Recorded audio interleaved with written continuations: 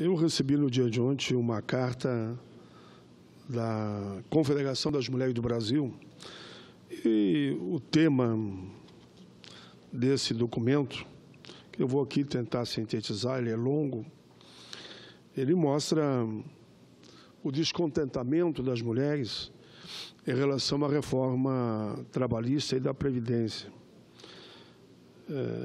Segundo o próprio documento, excelentíssimo senhor Paulo Paim, solicitamos respeitosamente que essa Casa registre nos anais documento da Confederação das Mulheres do Brasil sobre a reforma trabalhista e da Previdência. Eles estão muito preocupados com a aplicação, a partir de 6 de novembro, da reforma trabalhista e têm acompanhado o trabalho que nós temos desenvolvidos lá, um grupo grande de especialistas na subcomissão que trata da construção do Estatuto do Mundo do Trabalho. Refletem elas aqui nesse documento que é fundamental que não se permita a retirada do direito dos trabalhadores e também que não haja o desmonte da Previdência.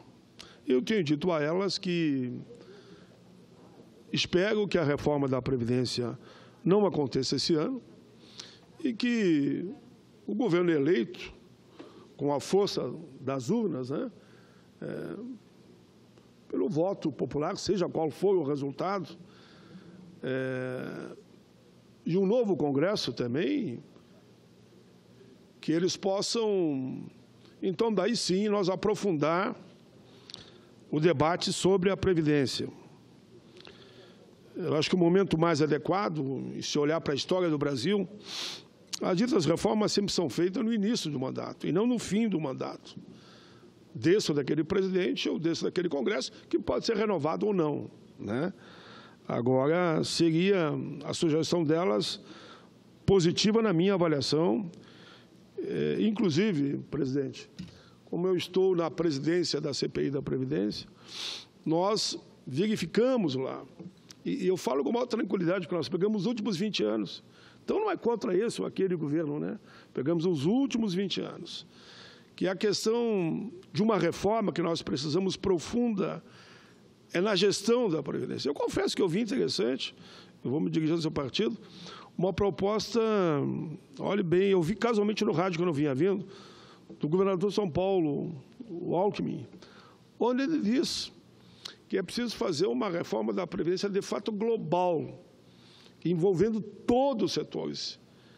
E veja bem, ele teve a coragem de dizer por que militar ou esse ou aquele. Ele dá detalhes, eu que estou simplificando. Por que esse ou aquele setor estão fora?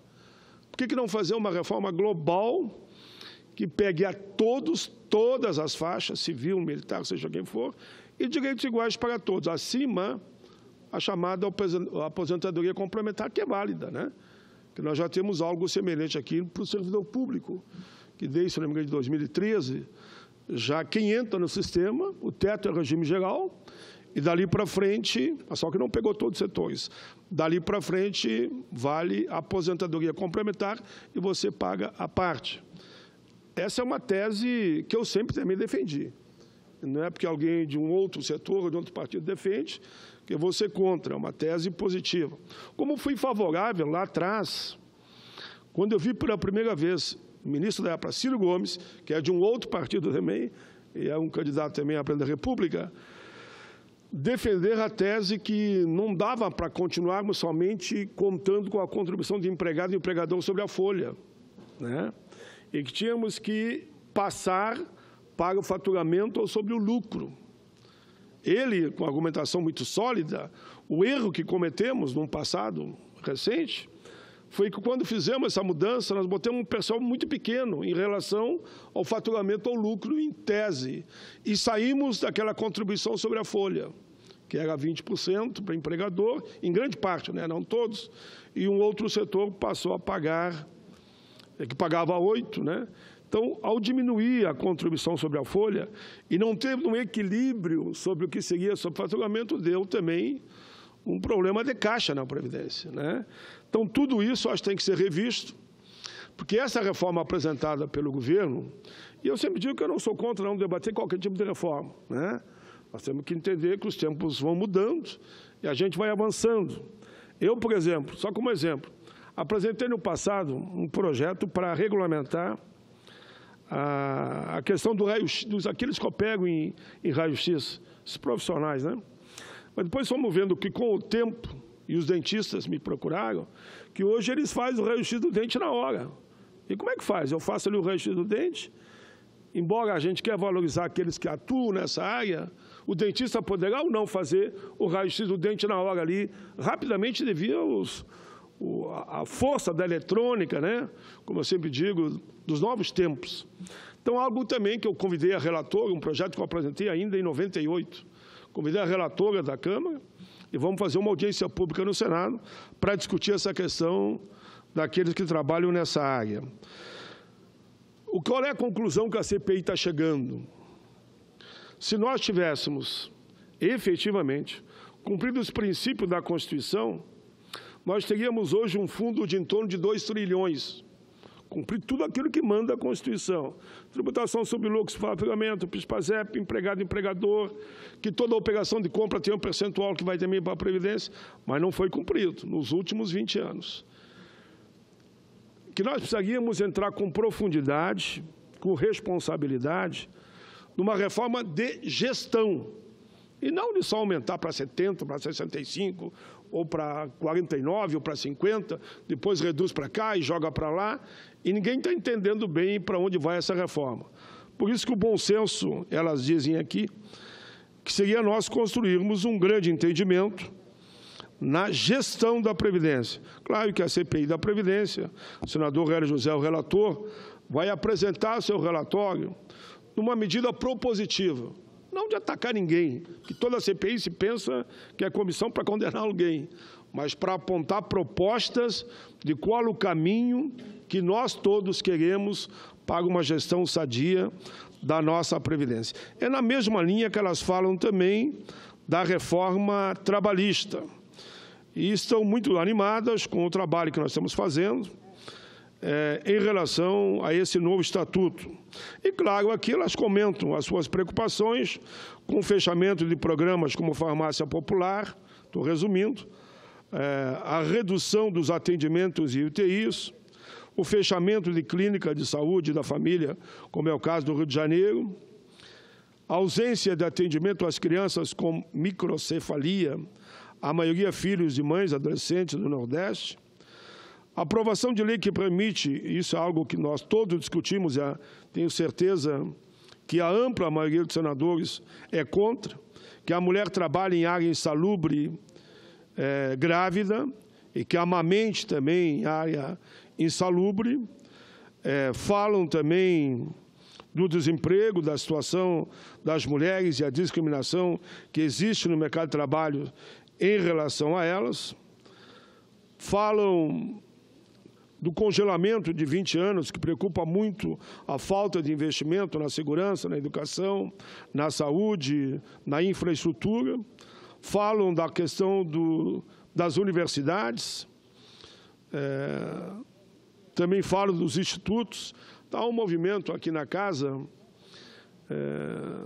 o senador Davi Alcolumbre, se não me engano, o relator, né? Ele se dispõe a ouvir a todos, e se a gente conseguir deslocar emendas de bancadas ou mesmo de comissão para o orçamento, ele diz que ajudaria com que a gente assim tivéssemos mais investimento, principalmente no caso aqui, me referindo aos institutos e às universidades. Eu posso achar que não é o melhor método, mas no momento de uma emergência, eu não vejo problema nenhum de eu colaborar no sentido de encaminharmos emendas de comissão para mais investimento na área da saúde e da educação, e teríamos o apoio do senador Davi Alcolumbre. A pronúncia é essa mesmo? Estou certo? Senão você me corrijam aí. Senão pô, pai, então me elogia, mas meu nome é errado. Ele mostrou uma grande boa vontade, ele uniu os reitores dessa área da educação, e mostrou a sua boa vontade de contribuir para melhorar os investimentos na área da educação. Elas também falam da preocupação dos refis, que hoje a Folha de São Paulo, inclusive, faz uma denúncia que eu achei grave, que o principal consultor do presidente da República, que ajudou a redigir a questão do refis, foi um dos primeiros que já optou o refis. Então, ele ajudou a redigir e foi beneficiado agora diretamente o refis. No mínimo, eu acharia né, que ele devia se considerar não apto a fazer essa opção, já que ele foi o relator, foi aquele que redigiu, né, que foi o relator, um instrumento que ele vai ser um dos principais beneficiados. E mesma coisa o relator na Câmara. Foi relator e já optou pelo refis. Fica uma coisa complicada que a população não consegue entender. Como é que o que escreveu o projeto no Palácio, que foi da medida provisória, e aqui o relator, uma vez sancionado, foram os primeiros a fazer a opção de rendimentos que são do povo brasileiro, da União, e que acaba sendo um incentivo para que os maus pagadores continuem não pagando e depois renegociam, e pelos dados da CPI, a maioria acaba tendo anistia de juros, multas e até do principal, e quando não se é anistia total até de alguma circunstância. Não digo que seja total no caso. Mas, enfim, as mulheres terminam dizendo: vamos defender o legado das lutas do nosso povo e nossos líderes, que citam, por exemplo, Getúlio Vargas, João Goulart, em matéria da reforma trabalhista, e avançam naqueles que escreveram a nossa Previdência para o atendimento de todos no princípio da Seguridade Social. Eu, nos 40 segundos, termino. Dizem no sinal: viva, viva o Brasil, viva a mulher brasileira, que não se dobra e não se rende.